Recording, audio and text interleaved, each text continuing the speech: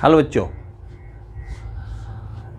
Geometry में देखेंगे आपका सीजीएल का 2024 में क्वेश्चन आया है। ज्योमेट्री में क्वेश्चन है आपका in a quadrilateral ABCD AB equal to BC and AD equal to DC, और ये आपका कंटेंट दे रखा है।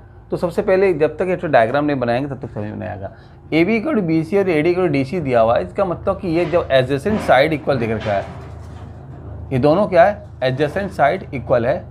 ठीक है, तो एडजेसेंट साइड इक्वल किस में होता है, काइट में होता है। तो अगर हम एक काइट बना दूं, इस तरह से एक काइट बना लेता हूँ, है ना, इस तरह से लंबा सा, ठीक है, इसमें ये साइड इस साइड के इक्वल है, ये साइड इस साइड के।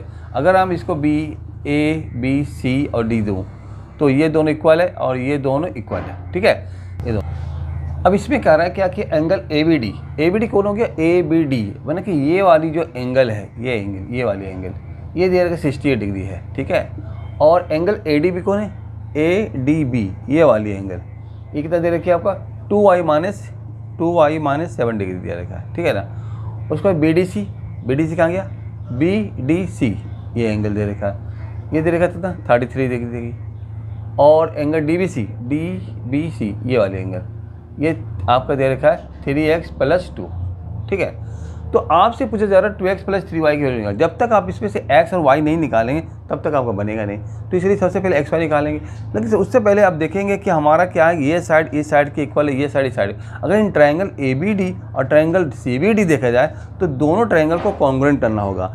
ये साइड इस साइड की इक्वल है, ये साइड इस साइड की इक्वल है, और ये कॉमन क्या है, आपका BD कॉमन है। तो दो ट्रायंगल क्या हो गया आपका कॉन्ग्रुएंट। जब कॉन्ग्रुएंट हो जाता है तो फिर आपका ये इस एंगल को इस एंगल के इक्वल कर दो, ये एंगल इस एंगल को, क्योंकि इतना तो श्योर है कि ये एंगल इस एंगल के इक्वल तो होगा नहीं। ठीक है ना, तो ये दोनों आपस में इक्वल हो जाता है। जो आपस में इक्वल होता है 3x + 2 = 68 करा, तो 3x इक्वल टू कितना हो गया, 68 - 2 कितना हो गया 66, और तब आपका x इक्वल टू 22 डिग्री।